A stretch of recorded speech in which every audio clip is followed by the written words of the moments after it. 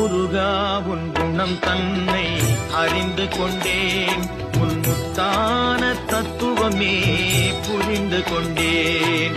முருகா உன் குணம் தன்னை அறிந்து கொண்டேன், உன் முத்தான தத்துவமே புரிந்து கொண்டேன்.